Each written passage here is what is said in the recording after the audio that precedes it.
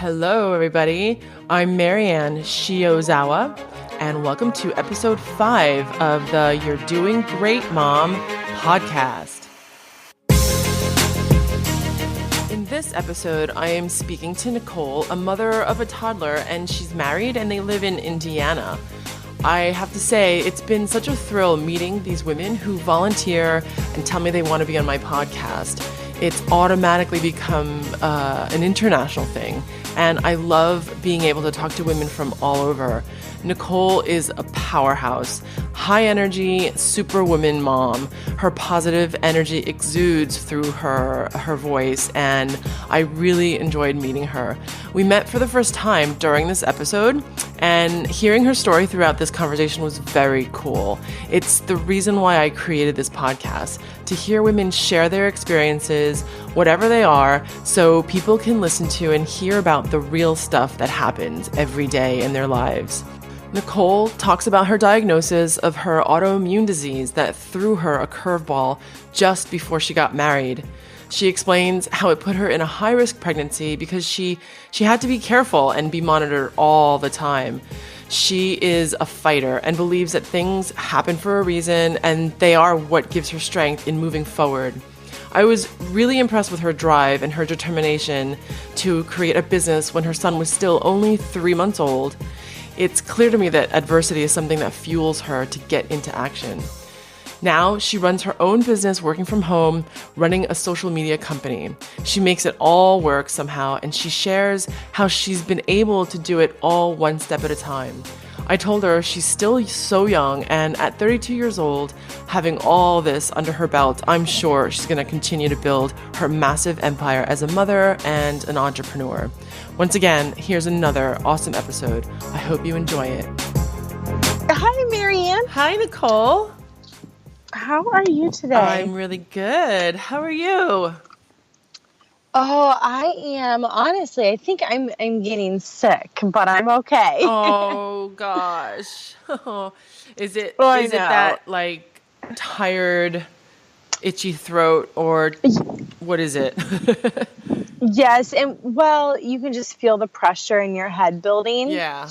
And which I don't really have sinuses or allergies that I know of, but my son has been sick, so I'm definitely probably getting the tail end of what he had. Yeah, I hear ya. Yeah, I mean, when our kids are like that, you just never know. Like, sometimes you just don't get it, but then, yeah, if your immune system's down, or if you're like, well, sometimes we get it too, right? Yes. Not often, but it happens, unfortunately. I know. So I'm really excited to talk to you.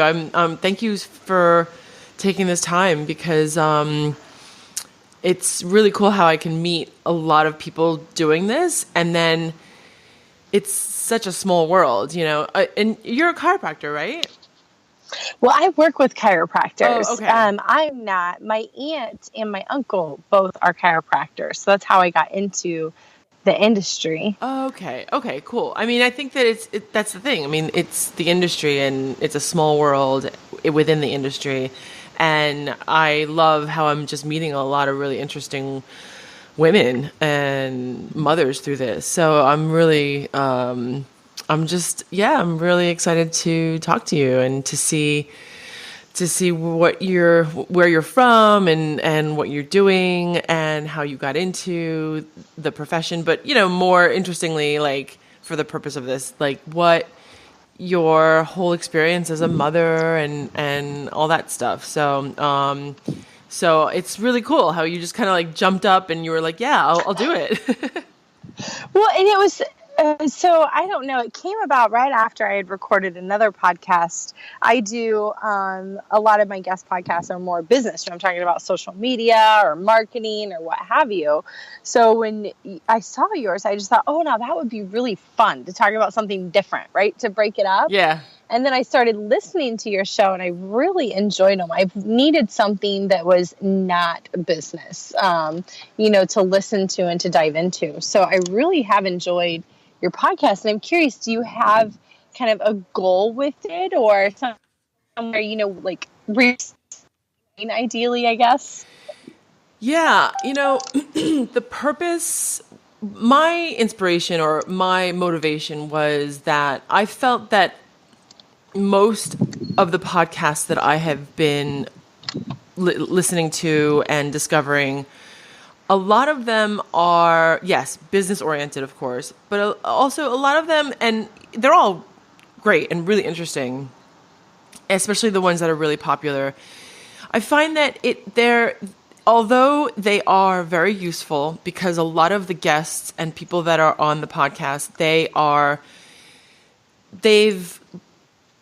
they've succeeded and they've been through a lot and they've discovered a lot of successes and routines that work for them, which are all really great. And I think that a lot of people need that guidance, because that's really a huge purpose or why people listen to podcasts. And from what I gathered, there probably is, but I haven't really found a podcast for women who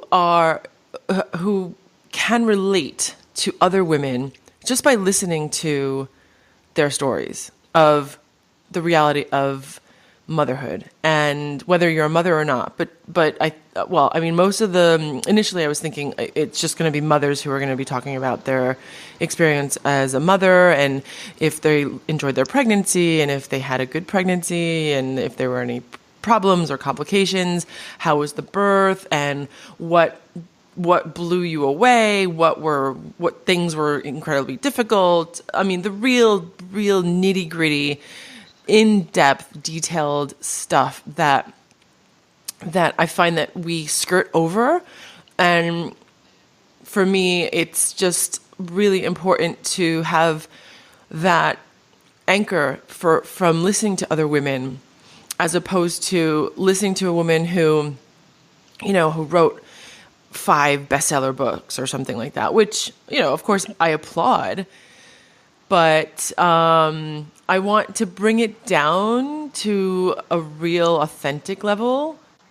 You know what I mean? So, yeah, that's what I loved about your podcast. So it's great. Yeah, cool. Oh, good. I'm really glad that you liked it. So that was really that's the motivation. And I really do hope that women are able to, for some reason or other, they see one of the episodes, and from the description, they're like, oh, because I really want to, I have a lot of women coming to me and they're like, oh, would you be interested in talking to a single mom? And I'm like, yeah, of course. I mean, props to a single mom, or a mother who had a premature baby, or a woman who's had a hard time getting pregnant and has had a few miscarriages. These are common things that happen to anybody. So yeah, that's what I really wanted to. I want people to be able to listen and then find some truth and some guidance through that. So yeah. Awesome. Yeah. Awesome. So tell me. Awesome. Well, thank you. Of course. Tell me about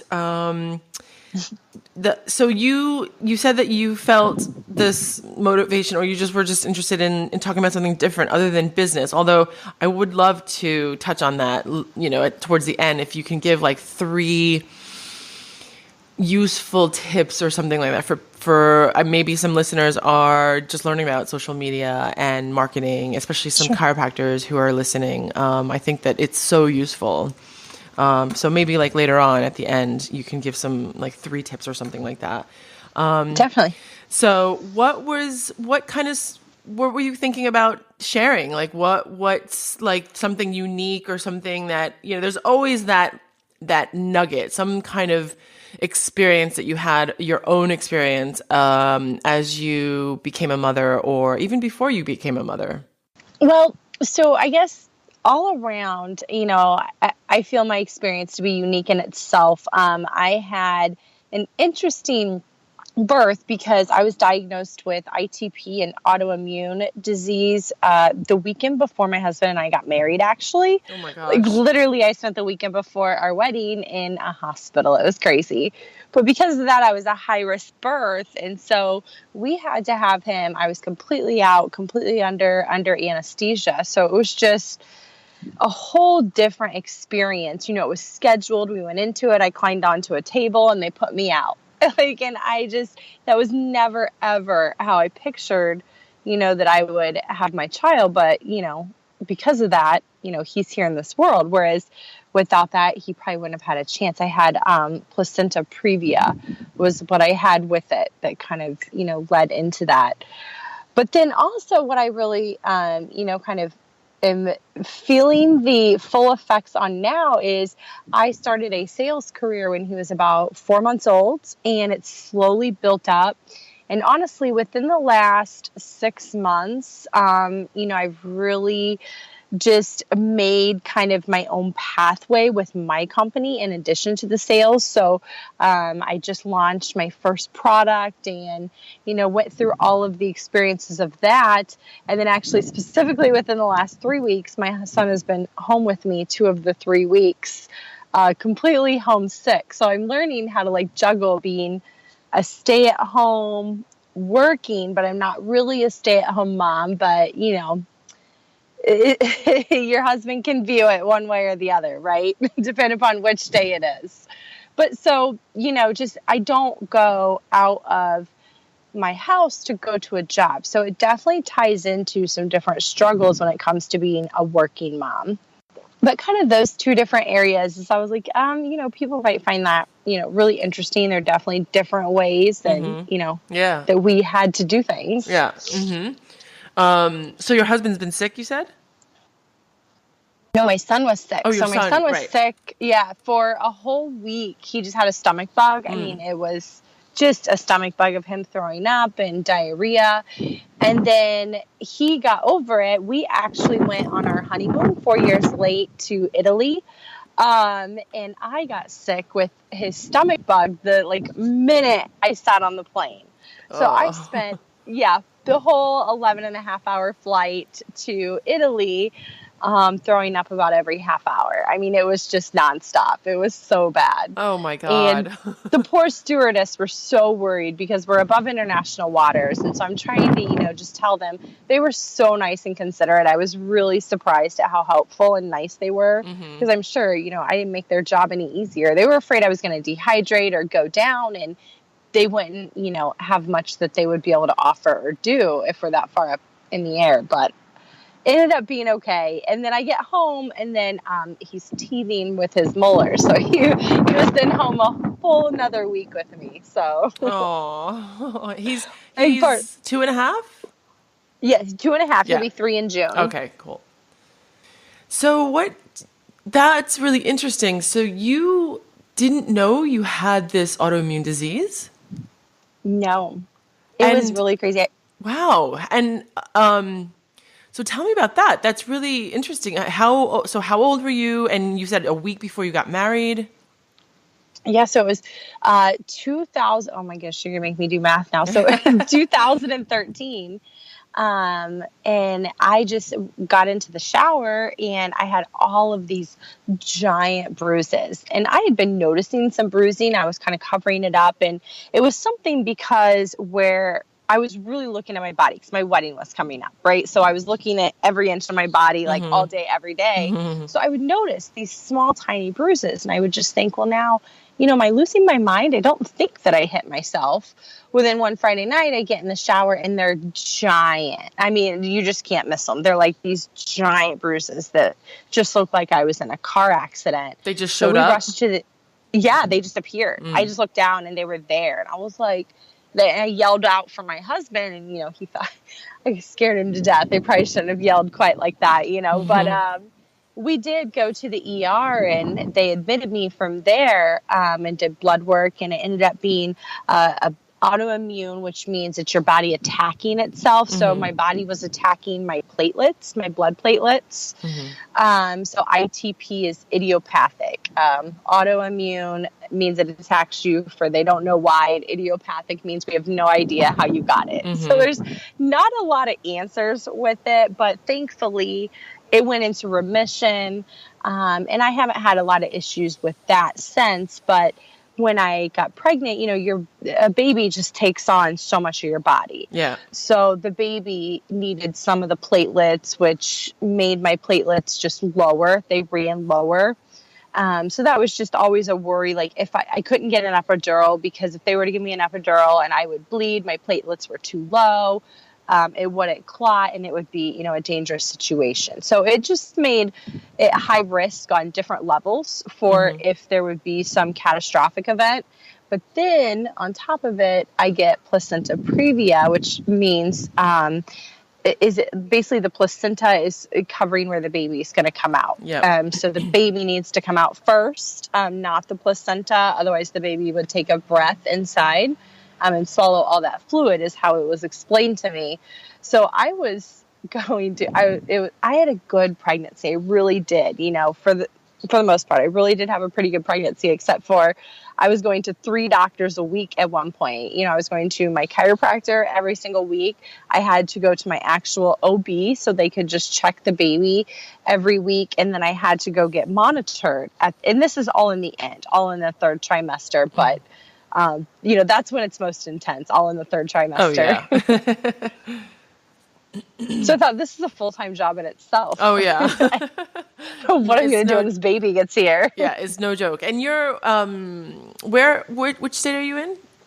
I'm in Indiana. Oh, okay. I don't know any of the specific laws there or anything like that. But, yeah, I mean, in America, I guess, you're going to have your OBGYN and you're going to have... It doesn't surprise me that you had like all these different appointments. Great. But it's great. It's great you went to the chiropractor. I definitely approve of that. Yes.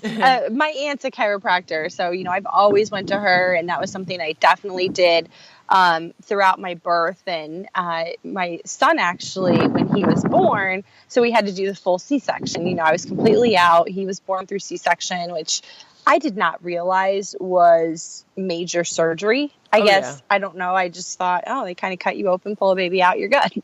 No, major surgery. Yeah, major. But he had his hips were just unaligned from the way that he was pulled out. So I was able to get him adjusted very early on in his life. And we've noticed a quick shift in that, and the most healthiest baby ever. So huge advocate. I'm not a chiropractor. I do work with them, but I'm definitely a huge advocate for chiropractic care for the mom and for the baby. Awesome. Yeah, that's great that he got adjusted early on, and you can tell that's what's given him, the ability to have like great health.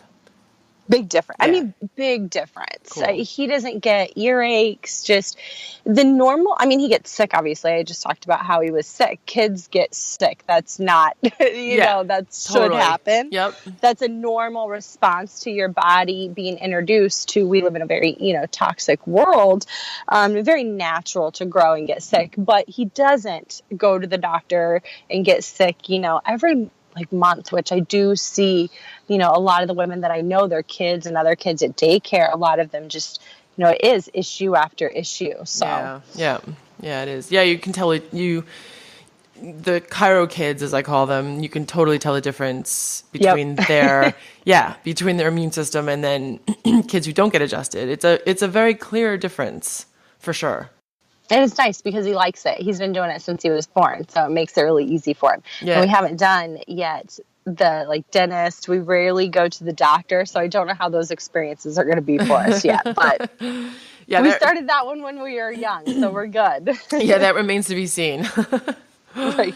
I remember taking my daughter for, I think she was like 3 or something like that, and I had to take her to the pediatrician to get a form signed, because the place that I wanted to sign her up for, they required a doctor's note or something. And oh my gosh, she screamed bloody murder. Because I mean, she went, I think I had gone to that pediatrician to get her weighed when she was like 6 months old or something like that. It was just like a weighing. But that's it. That's all it was just like, she was my first daughter. So I just wanted to make sure that this pediatrician said, yeah, your baby looks healthy and everything. Right. But then I didn't take her again until she was like 3, just to get this note. And she just screamed. I mean, it was just like hell. So yeah. I hope it doesn't happen to you. I hope he's totally behaving and he's just like, clueless. He doesn't know what's going on. Well, he refuses to get his hair cut. That's been quite the experience. He's just very scared of those scissors and the hair falling on him. So I'm waiting, but it'll happen in due time, I'm sure. Yeah. So, wow. So they had to put you under general anesthesia? Yeah, completely under. And it was scheduled like Monday morning, 8 a.m. Literally, that's what it was. Monday morning, 8 a.m. And I mean, I was really happy in the end that we found the doctor that we did, because they weren't sure what was going to happen until the end, because it all depended upon if my placenta moved or not. So, they were waiting up until the final day. If my placenta moved, then I was going to try to go naturally. But knowing full on going into it, it was going to be all natural, which I wanted to do anyways.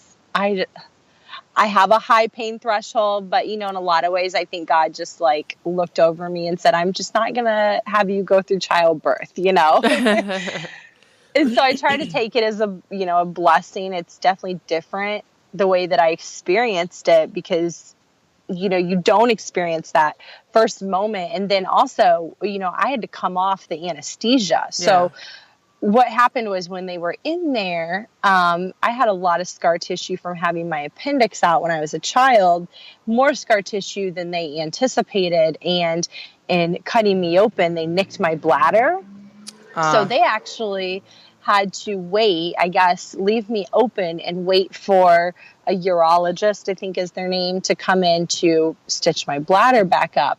And I haven't asked a lot of questions on that. I don't know if my bladder was like leaking out into my body during that time. I try not to think too deep about that or how long I was there. But, I was waiting to nurse him. So they were waiting to feed him, and I was under longer than expected. And then they had to wait for the anesthesia to wear off. And when it did, I still wasn't fully, so they were, shoving him at me to feed, and I was completely out of it. And I remember looking at my husband like, you just have to take him, like, I don't know what this is in my hands, but I'm going to drop it, because I just was not. I was on so many, I was just so medicated. Yeah. I just wasn't there. Yeah. So that experience, unfortunate that it happened that way. But from there on out, we created a bond in the hospital. And I mean, I loved him to death. So, it all ends up working out in the end. Yeah, that's good. That's great. And so was it, that's really good that you were able to bond, and because I can imagine that being under general anesthesia and then having to go into recovery and then waking up, you just don't know how that's going to go. Right. And you're so confused, when you wake up, like it feels like it's been hours, and they're like, you had some complications, and then you go back out, then lights out again, and then you come back too. Yeah. So I remember that part. I remember how confused I was pretty vividly. If that's kind of weird, but yeah. Well, and plus, like, it's not that long ago, and I can, because it's like when you went under, you knew you were going under because you were giving, you were gonna have this baby, and then so somewhere in there, you wake up and it's like, okay, I'm supposed to, like, where's my baby, sort of thing. But that confusion because of your brain trying to to realize what's happening, and then with them shoving him into, because they, a baby can get really hungry within minutes of birth. So And I mean, I was okay with that. Looking back, they did their job. They did what I wanted them to do, because my husband said that he did have to ask them at the end. He's like, please just wait just a little longer, because they wanted to give him some sugar water.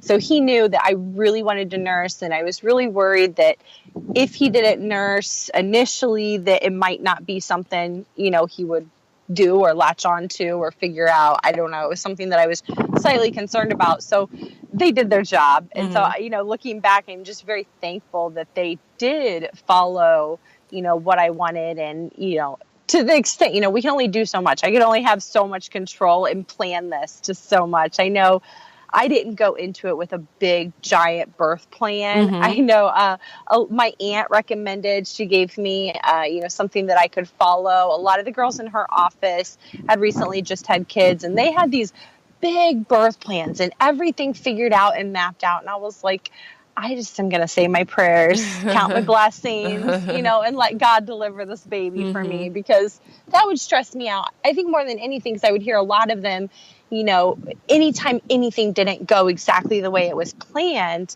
it was a stress. And I just couldn't have that during it, because I already knew everything was kind of out of my control, since we were going into it this way anyways, under the anesthesia and whatnot. But, he, knock on wood, just came out to be the most healthy baby. And I ended up obviously coming off the meds, and he's just the cutest thing in the world. So that thankfully wasn't an issue. I know that can be as well. And so I was concerned about it, and I'm very glad that it wasn't. Yeah, that's great. And it's really important. I think that, it's for both you and your husband, you must have had some level of expectations and yet preparations, and then just leaving it open, because I do think that a birth plan is good. But I also think that there are some things that you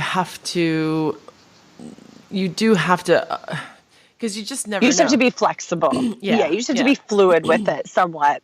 And I don't mean to say, and obviously I had rules. Like, there were certain things that, I did want to happen if possible, but it was really just because my situation was so far out of my control to begin with. Yeah, that is unique. That is your story is unique. I have not actually really heard that, where, you discovered something that they had to take those precautions.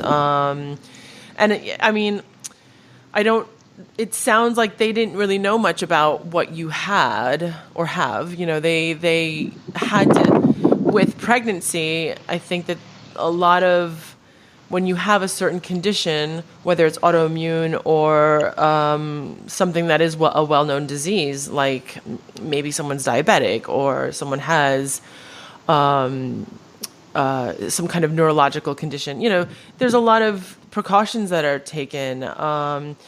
But it sounds like they didn't really know what to do. They knew that it was a situation with your platelets, but that's pretty much it, right? Right. And well, what I found really interesting for the birth was my OB was only going to do it if I went natural. So when it was going to be a C-section, I was given to, her partner was going to do the C-section, even though I saw my regular OB, throughout the whole term. Well, then at the end, when it started to become more of a riskier situation, because the placenta wasn't moving and because my platelets were dropping, they were under 100,000. So they were worried about it.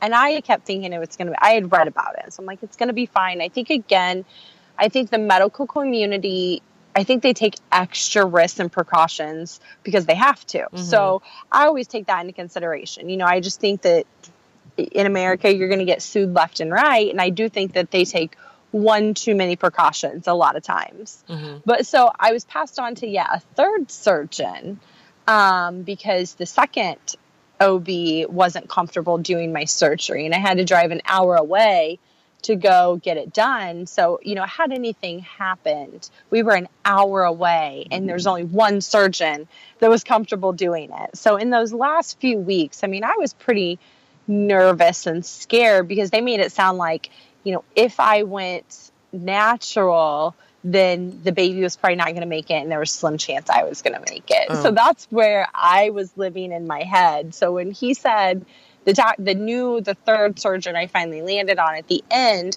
had pushed my date up 2 weeks. Oh. And but the whole time my OB kept telling me, like the whole pregnancy, they kept saying he's measuring about 2 weeks ahead. So I just I just think they had my date wrong.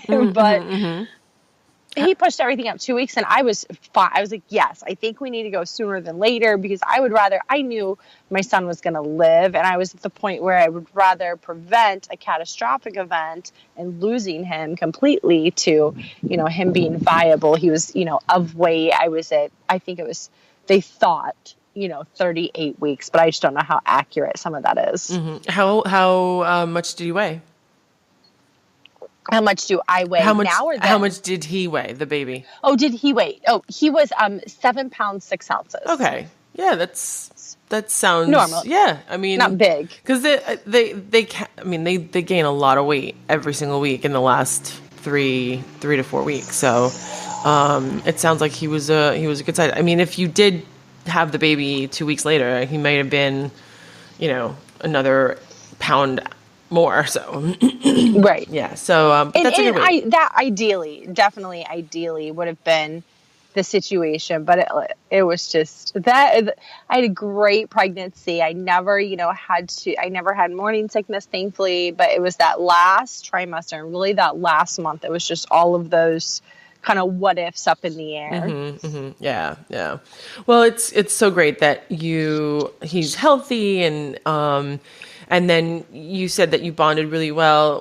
Were you able to breastfeed? Was that okay? Was that easy, or did that take some time? Because I mean, maybe with the C-section, I hear that it can get a little tricky and a little uncomfortable. Yeah, we did breastfeed. I was committed to that. Was something that I wanted to do, and so we had our struggles, I think, like any breastfeeding mom does, just trying to figure it out, just trying to learn what's comfortable for him, what's comfortable for me, how to best do it, which I thought what really bugged me the most in the hospital. I had a real struggle with this in the hospital. You have different nurses, every 6 hours you have like a different nurse. Yeah. And to me, each nurse had her own opinion on breastfeeding. Yeah. And they all want to share their opinions with you and share their advice. And, I was just, I think because, again, I was so medicated and it was just such a traumatic situation, I was not very keen on wanting all of the advice. I felt like it was all over the place. I'd be like, we just tried this. This lady told us to do this. Now you're telling us to do this. So when we got home from the hospital, and I think we just, let things happen, I ended up breastfeeding him until he was 10 months. Mm-hmm. And that was really when work just took over. I wasn't able to keep up with the pumping at that point, but it was a very natural shift off. But yeah, I was able to breastfeed until he was 10 months old. Yeah, so we were very happy about that. That's great. He liked to eat. I think he went every 2 hours the whole 10 months. That's how I remember it. Yeah. Yep. Sounds like totally normal to me. Yeah, that's great. That's so great that you were able to do that. I mean, if you have that, breastfeeding is so, I think that it's one of the things, it's such a huge part of immediately after birth. It is like the main story. It's the main show. I mean, to me it's you look at nature and you just look at what's natural, and I mean, at that point, like the very first time, it wasn't anything until I pumped when I really felt kind of like an animal.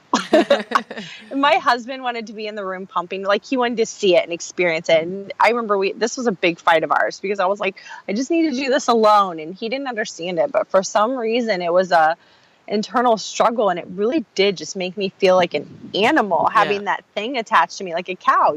They're milking me, but in the same sense, that's the natural. I mean, that's what my body, to me, that's what it's for. That's why my breasts are filling up with milk, because my son needs to be fed with them. And So I just, that was something that definitely I knew we wanted to do.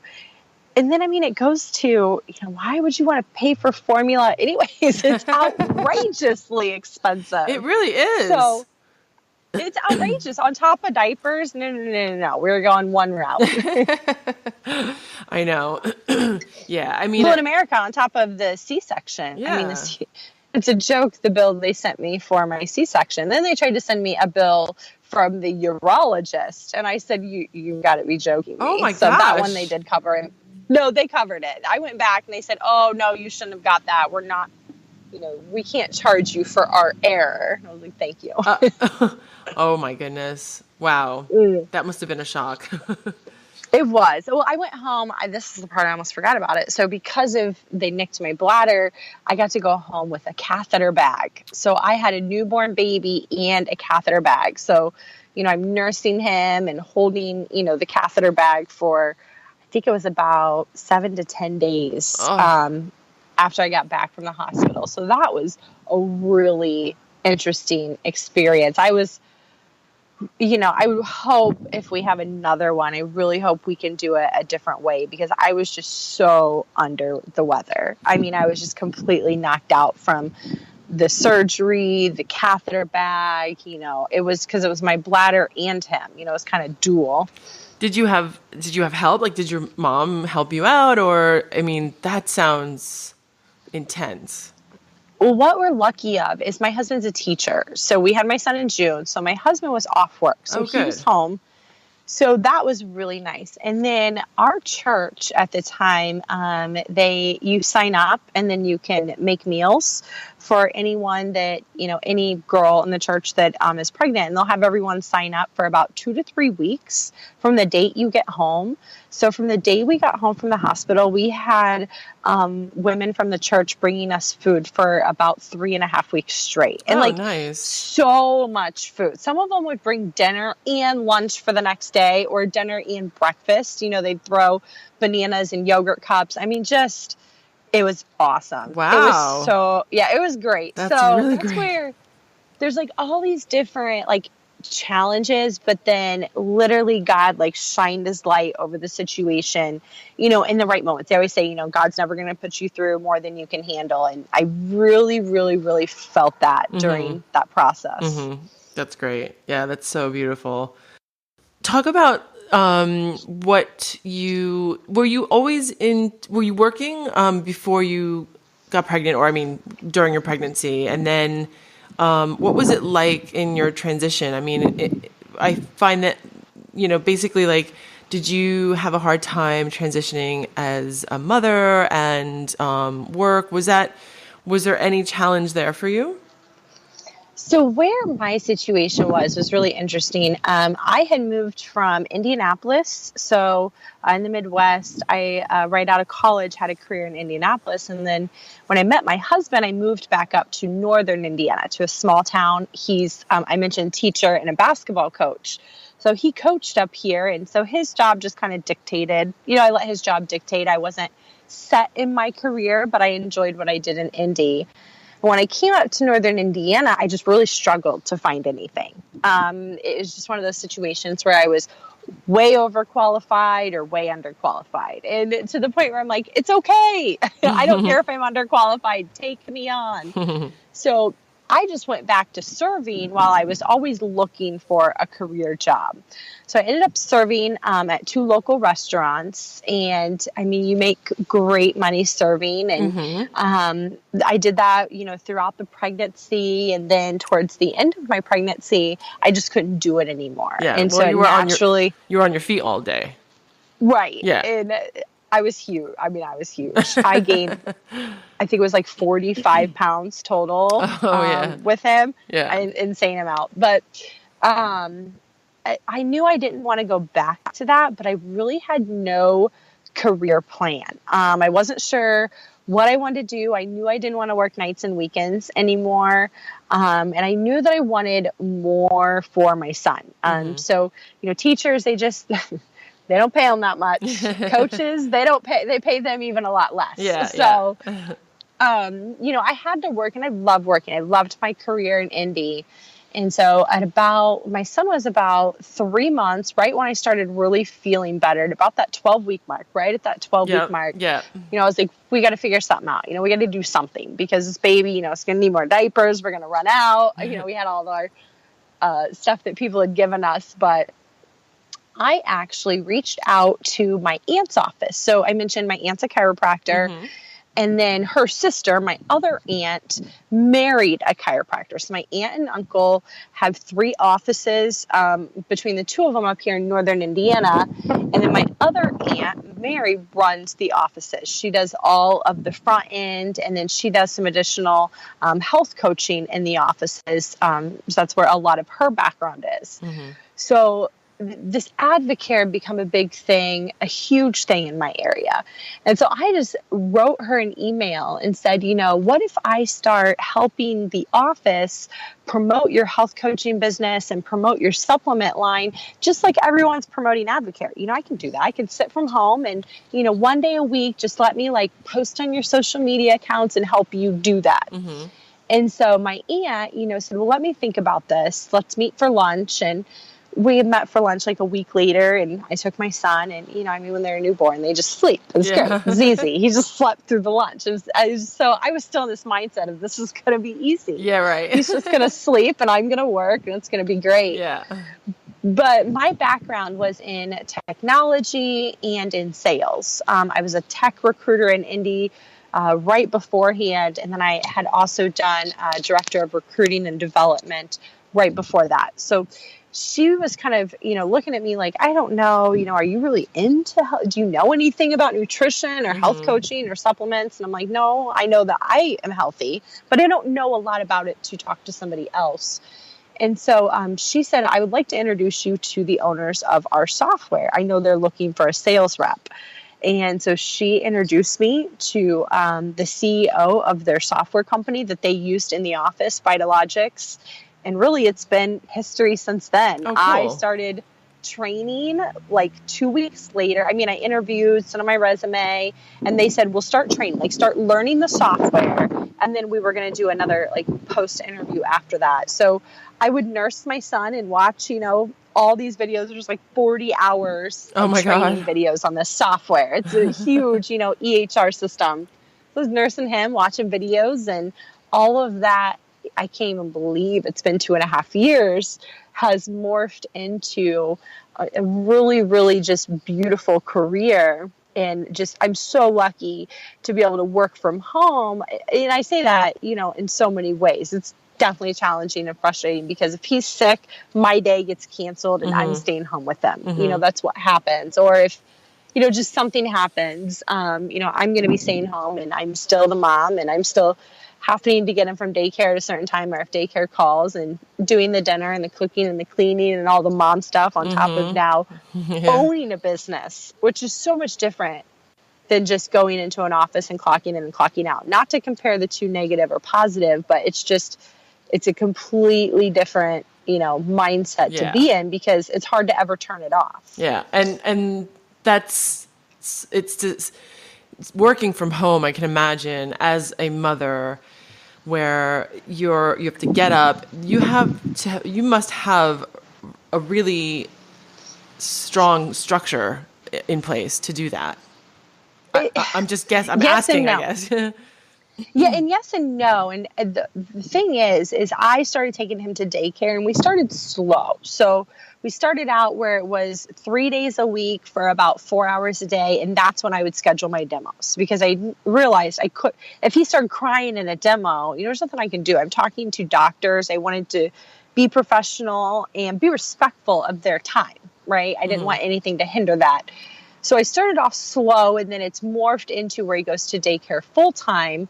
He learns there and thrives there. And we worked out, the mindset, he does like to stay home with me, but it's so unfair to him because I cannot devote attention to work and to him. And so I'm either struggling at one or the other, and I'm so exhausted and frustrated by the end of the day that it wasn't worth it. I wasn't a good mom, and I was not productive at work at all. So I think daycare just has to happen for what we want to do, which I really stress that and mention that because everyone around me, at least, is so surprised. Everyone assumes he stays home with me. And I'm like, when would I get anything done? No. like I'm on calls and meetings and sales demos and all day long. Like there's no way. It's just not fair to him to do that either. Yeah. I totally understand. But where I really wasn't doing good is I would take him to daycare. So that would start my day. That's how I'm taking him to daycare. He has to be there by 8 a.m. because that's when they do breakfast. And that just worked for us. If I could get him there and he could sit down and have breakfast, then keeping his routine the same was what was the best for him. Like if we got his routine off and, he came after breakfast and he'd throw a fit, it just threw his routine off. So it was really keeping him on a structured routine that kept me on a structured routine, if anything. But then the hours that he was at daycare is where I was like, I have to get the most out of these. If I'm paying for him to go to daycare, I'm going to have somebody else take care of my kid for me, then I need to make sure that it's worth that time. And it was a negative because I was to the point where I really wasn't even stopping and making lunch, because I'm like, why am I in my kitchen making a salad? I should be working. I need to prep this the night before. And if I don't prep it the night before, then I don't get to eat. And that wasn't literally, but that was kind of, right. I think subconsciously what was going on in my head. And it was becoming very unhealthy for me to the point last year. So then last year I was diagnosed with my second autoimmune. They say they come in pairs, but I was diagnosed with lupus last June. Oh my gosh. I know. I know. It just gets funner and funner.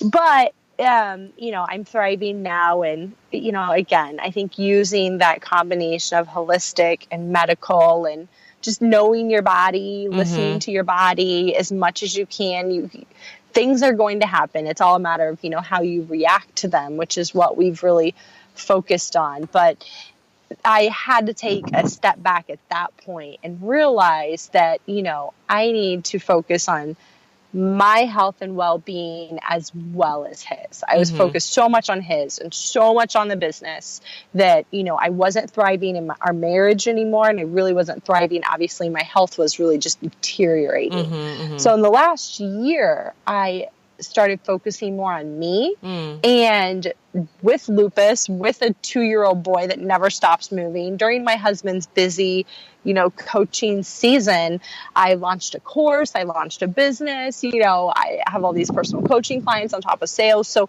I've managed to do it all, but it wasn't until I stepped back and I really just started to lay things out and, like you said, structure things and plan my day and, think about the activities that I was doing, what was important and what wasn't important, what stuff needed to happen and what stuff could really just be let go of. And when I started to take a little bit of time for myself, I think it made those other hours more productive as well. Did you, was it like, were you just getting burnt out or what was what was driving you? It sounds like you, cause we just met, so I'm getting like you've got it sounds like you've got a lot of energy and you're incredibly productive and you have a sense of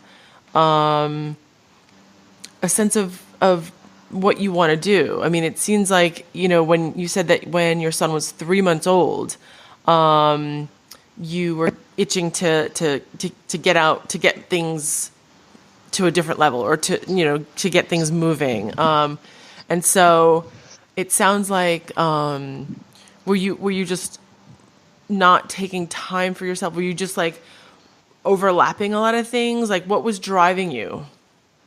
Well, I think really at that point it was trying to, because in the beginning, the whole thing is commission only.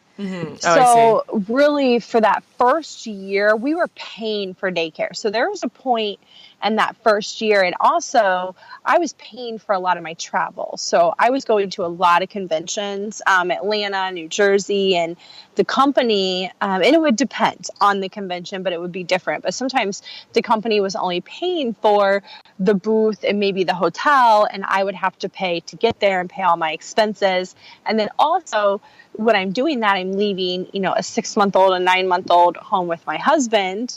I have need to pump and, have all that prepared and ready for him. So we went through about a year and a half of where I was building the business to just start to, build an income to where we actually weren't losing money. So, we were really investing in me in the first 6 months to a year. And my husband was just doing it because I looked all over for jobs. I mean, I had looked for jobs and I didn't want a job anyways. My grandpa was an entrepreneur. My aunt was an entrepreneur. I wanted to be in control. I didn't, because I knew we were in this situation where I wanted my main focuses to be being a wife and a mom.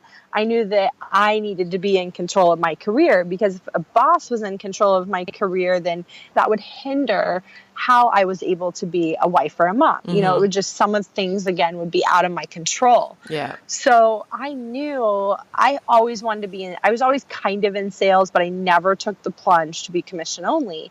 And we were basically at our brokest moment ever. So we figured, why not? Yeah. We can't go any lower. So let's just do it. Yeah. What have you got to lose? So I did the sales career.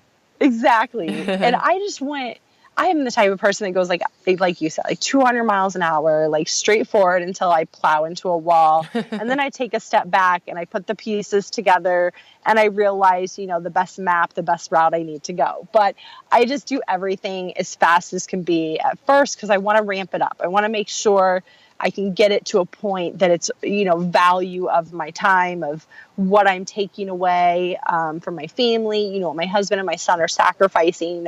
My son would have to sacrifice if I'm going to be gone for a 4 or 5 day weekend that we're paying for me to go do. It's different when it's a female versus a male as well. Yeah. If my husband's going out of town on a sales trip, it's just different. It's completely different. Yeah. Yeah. And they live like cavemen when I'm out of town.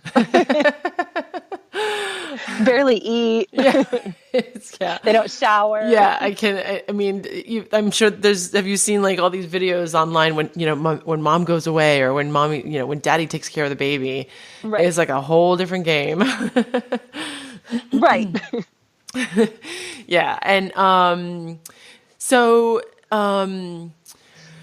tell me that it's really, really interesting. I mean, just your journey. I mean, how you were motivated by that, and working on commission. And it sounds like there was a lot of transitional stuff going on. So your husband, he's still teaching and coaching now.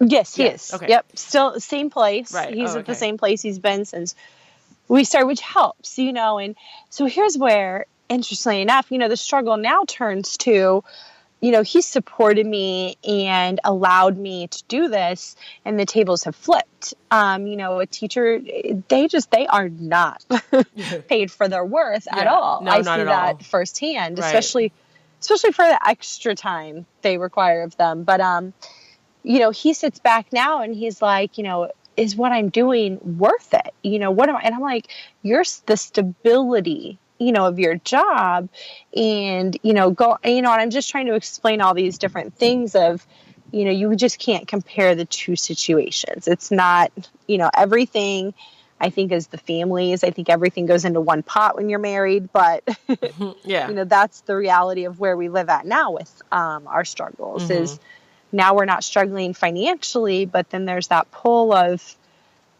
the breadwinner and all of, the back end mindsets that go along with that. And and as strong as you might be, or as strong as a couple might be, it's just there, you have to be real and say that, that does creep in, and obviously you try not to let those thoughts creep in or any negativity creep into it, but I think it does. Yeah. Yeah. I mean, that's, I think, a natural, I think every couple has to, they'll face that. They'll have this assessment. If you go through something like that, it sounds like, I mean, there's this balance. It sounds like he really loves what he's doing. And but on the other hand, there is this element now where you've gone through this interesting, like a I mean, it's like you've blossomed into something that you've found that you're good at and that you enjoy, and that you're getting, really good, a really good compensation. I mean, or like you're just feeling a lot of reward from it. So yeah, I mean, it sounds so natural for both you and him to assess and face that the roles and the gender roles and Right. how that plays into your marriage, and what does that mean to both you on an individual level, both you and him on an individual level, because I think it ties into those deep personal values, or I mean, like it stems from how you were raised and also how he was raised. Right. And that's where it goes back to, and, I was raised just completely, my parents were divorced. My mom worked very, very hard. And he was raised, his parents weren't divorced. They stayed together, and his dad was a doctor, owned a practice, and his mom didn't work. She stayed home with the kids. And so it's never been something where, he's expected that I would stay home he's expected and wanted me to do whatever would make me happy. And I think that's really why he supported me in the beginning. I think it's just hard when you get in the tables flip. He just starts to wonder, am I doing most value with my time? And I try to look at him, and he does. He's very passionate about coaching. And that's one of the things that pushed me to get where I'm at, because, I loved how much he loved his job and how passionate he was about that. And it really made me turn inside and, really just figure out like, what am I passionate about? What would make me happy? Because if I wanted to be an entrepreneur. I knew that. I didn't know product, service, sales, that part hadn't come about yet. So that's where I was trying to figure out, where do my, passions and my why and my purpose. And I dug into a lot of that and listened to a lot of podcasts and read a lot of books. And yeah, really. And having my son, it really was a full transition. I mean, I am the epitome of, Nicole Goebel was my maiden name. She's like a whole different person than me now, Nicole Cowley, because we got married and then we had our son. We got pregnant with our son within a year of being married. So it was really, just back to back, but I'm 32 now. So we were kind of trying, Wow. we were kind of trying to speed up the train there, but I definitely transitioned in that time from a young 20-year-old searching for herself to, in my 30s, kind of much more established and trying to be much more grounded in, my values and what I'm doing. And so it is kind of crazy I look up some days and I'm like, where did the last 2.5 years go? That's amazing. How did all this happen? Yeah, that's really impressive. You're, 32 to me, because I'm 44, and it sounds, you just have a really strong ambition and strong drive that you've definitely have the natural entrepreneurial grit, it sounds like, and Yes. to be a mother, to become a mother at around, in your 30s or late 20s, and then to hit the ground running, and then see and get this hunger and this drive for you to go for, that opportunity that you see for yourself, to give you this level of freedom, control, empowerment, to find what fulfills you. That's really impressive. At your age, and as an entrepreneur, because it's not a common thing. I think it's quite rare, and that's really, really cool. So I'm really glad that we met. It's really, really great. It's but yeah, no, thank you, and I'm only at the beginning. This is for sure. Like I said, literally 6 months ago, you hit in your business, and I think any chiropractor or any business owner, any mother listening to this, I think can relate, but you just hit that flip point, where things turn from not a question or, are we doing this right? Is this the right path? Is this what we should be doing? Is this going to turn into something? And then it does. And so, that switch for us was, like I said, right around 6 months ago. But I still hold back. Anything can happen. I've lived a long life, only being 32. And I do know anything can happen. That's what I was telling my husband. We were on our honeymoon in Italy. I mean, we're sitting there looking at, the Bay of Naples. And I said, 2 years from now, we could be on a yacht out there, or 2 years from now, we could be broke again. And it's not about money, but it's about the fact of you have to find, and this is what I'm searching for, I think, in my 30s, just finding that contentment in your own beliefs and your own values and your own worth of yourself beyond, the career, the financial status, because that stuff is just going to go, all that stuff goes up and down throughout your life. Yeah. Careers come and go, and things come and go, money comes and goes, all of that stuff comes and goes. And that's the hard part now too, for me, trying to make sure that I don't lose out on any of the young motherhood stuff, so he's going to be in school very soon. So I've been really weighing, I think maybe I should drop back down to 4 days, maybe even 3.5 days a week. Now that he's a little older, I can do some of my business in the evening when he goes to sleep to sacrifice those additional hours. And so that's I'm trying to figure out a way to do that for the next 2 years so I can spend at least a day to a day and a half a week just, teaching him, showing him things, and, me teaching him and instilling that into him. Yeah. And are you, I heard you say that maybe you might have another baby. Is that something that you're leaving open? We are. So it's such a struggle, but with the lupus, so there's a couple things, like with lupus, miscarriages are very common. It's harder to get pregnant. So those two things are something that I'm weighing up against going. Like, do I want to go up against that challenge of, potentially having a miscarriage? It's very common. My mom had lupus, and she had 4 or 5 miscarriages in her life. So I don't know. So that part I'm weighing up, but then also the medication that I'm on right now, I can't get pregnant on this medication. So we have to get off the medication and then we have to be off the medication for 6 months and then start trying. I see. And we tried for a year to get pregnant with my son. So I'm really worried about being off my medication, trying to get pregnant. We don't know yet. Yeah. So that's up in the air for what happens. And I've just made terms with, my son is so busy and active. I'm like, he fulfills my whole heart and my whole world, but it would be unfair. I feel like if we didn't try to have a brother or sister for him. Aww. I just feel like I have a brother, and, I love to hate him, but he's my best friend. So I definitely do want to try to provide that for him. Yeah. Oh, that's sweet. And, 32 is so young.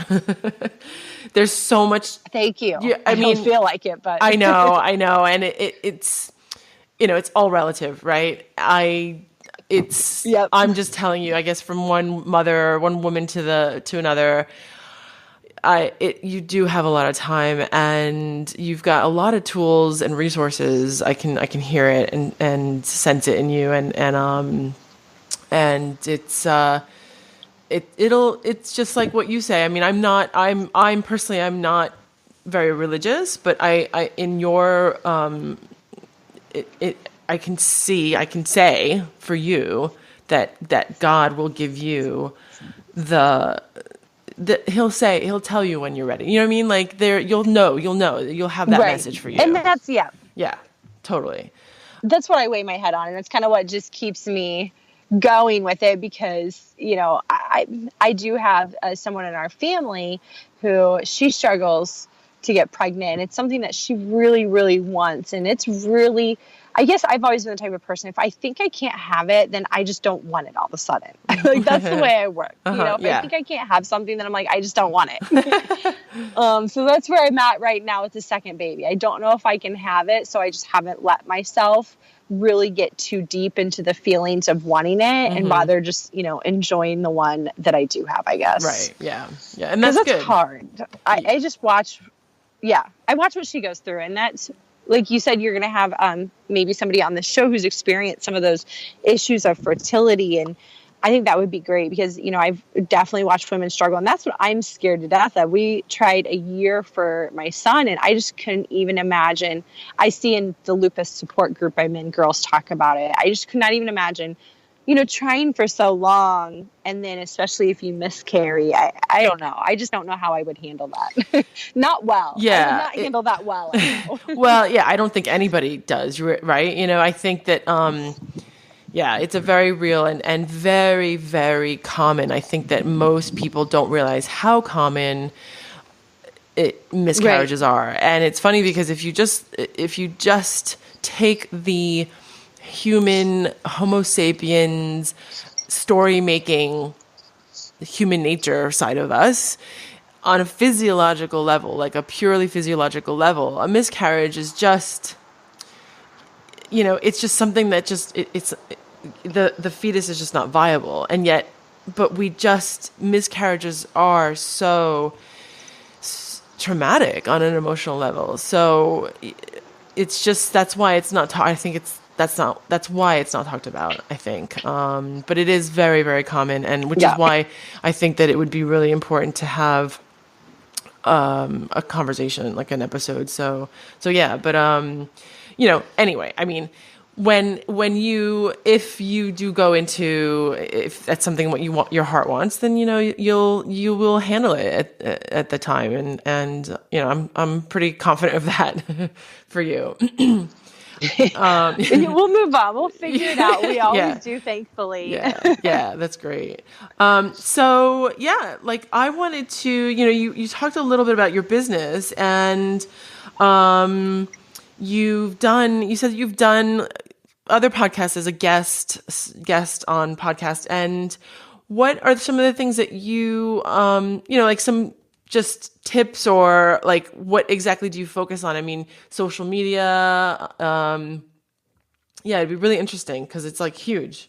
I just saw a ton of questions. So Vitalogics, I mentioned software. I'm in software sales for chiropractors. And so through that, I would get in a lot of these Facebook groups. And, you know, like I said, I go 200% trying to learn everything I can about my niche market of chiropractors. Mm-hmm.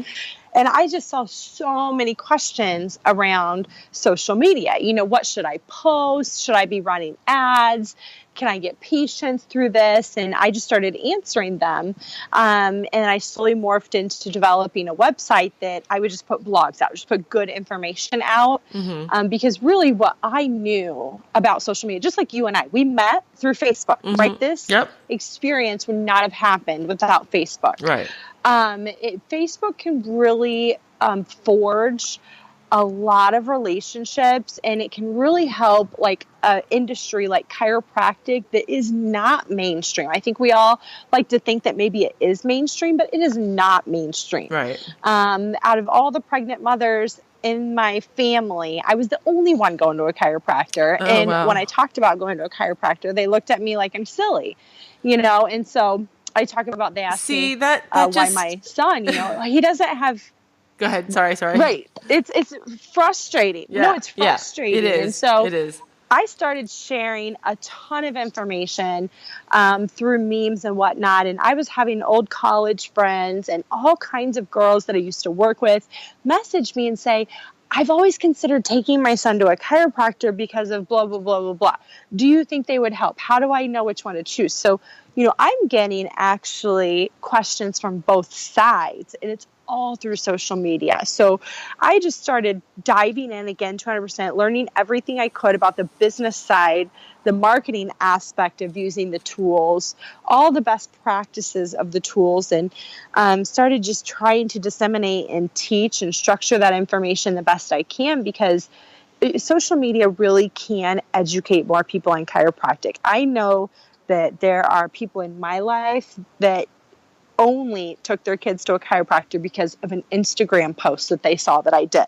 That's cool. what opened that conversation. So, we may not have the commercial spots at the Super Bowl or the big hits, but the more chiropractors can dive in and use social media to educate and just forge chiropractic into more households, because everybody's staring at their phone.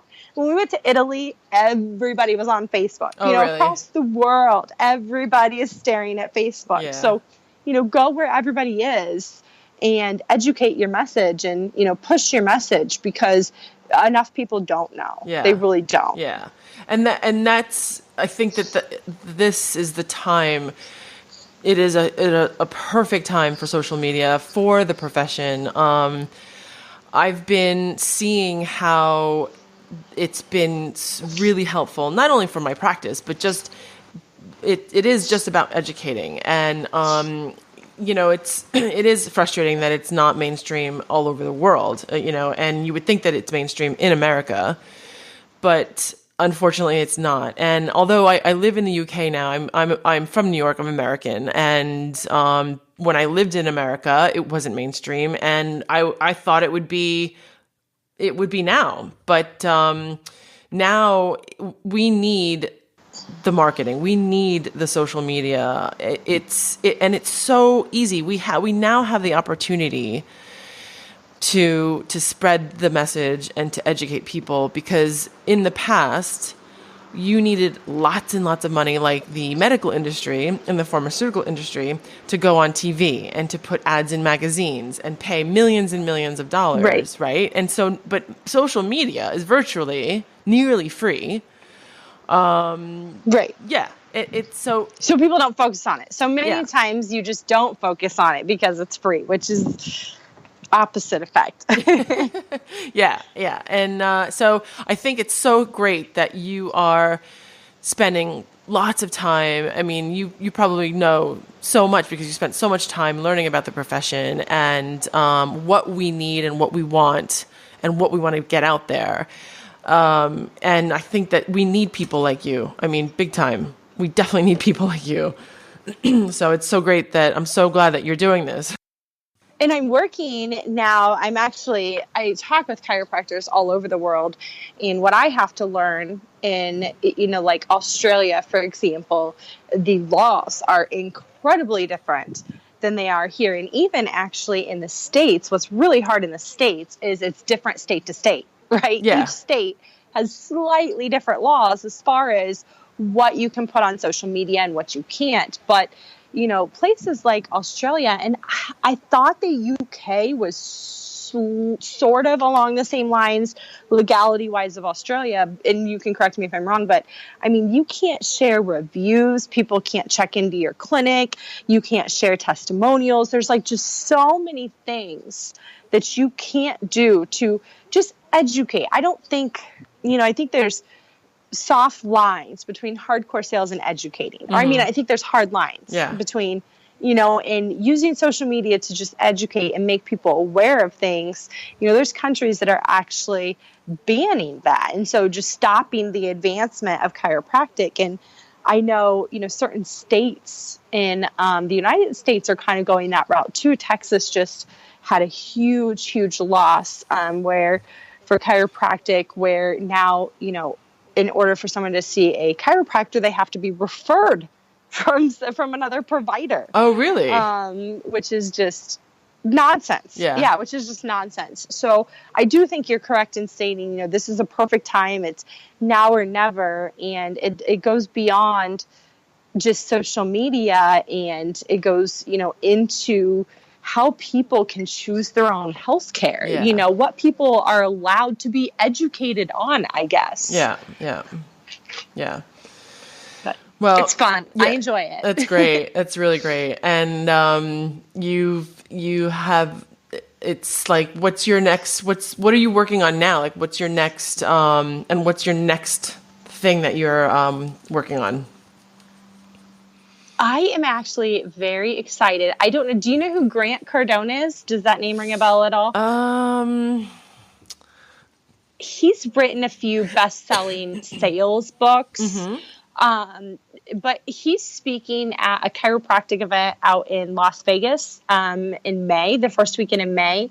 And so I am going to be speaking at that event. Oh, great. And so I'm so excited. So I feel like I told my husband, I can say that I'm kind of speaking alongside Grant Cardone. You know, he laughs at me, but I am really excited for that event. And I've done internal speaking events to small groups or to other chiropractors that have their own coaching groups. I've spoken to them both in person and through webinar cast, but this will really be my first full audience that I'm speaking to. So I'm really excited about that. And I'm going to be launching my product in full, which is a social media vault. So it's an online training vault in secret Facebook group where chiropractors can just learn everything they need to know and have one-on-one support for social media.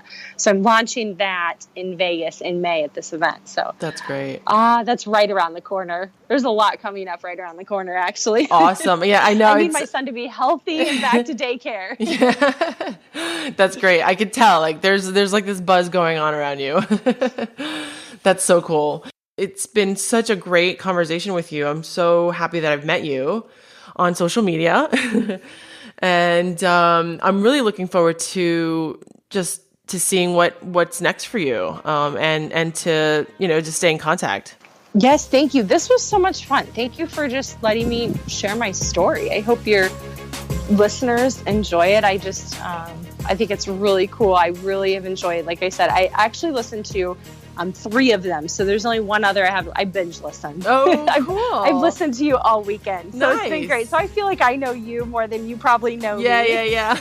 You definitely know my voice. Yeah. Awesome. I think it's great that you're doing this. I'll definitely continue to be an avid listener of the podcast. And through, social media, now we are going to know each other yet on another level. So that's just where, social media can really, really forge a lot of good, positive relationships. Mm-hmm. I see a lot of people, they take their hiatuses from, I'm leaving Facebook or whatever. You see those. Oh, yeah, totally. But it's all in what you use it for. Yeah. You have to be in control of your time.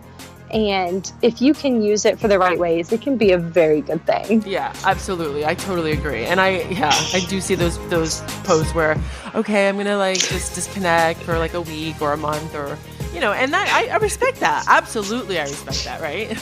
But yes, definitely. When I read those posts, I'm just I don't want to do that because my connection to my passion is through this vehicle.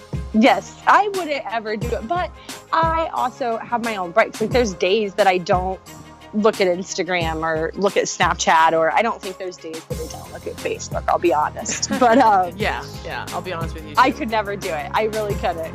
You'll never see me taking a hiatus. Hey, listen, I'm not judging you. I'm not going to be judging you. It was great to talk with you, Marianne. Thank you so much. Yeah, thank you. It was really fun, really great talking to you. And thank you for sharing your unique experience. And you are a super resilient, tough woman. I admire what you went through and what you had to discover about yourself. And when you faced with health issues and it's related directly to your child, you really got to pull up some deep strengths. And it sounds like you rocked it. So I think that's really awesome. It's a great message to share. Thank you. Thanks for listening, everyone. To reach out to Nicole and learn more about her business, email her at nicole@chirosocialtech.com. And to download this episode and all the others, visit my website at yourdoinggreatmom.com. See you next week.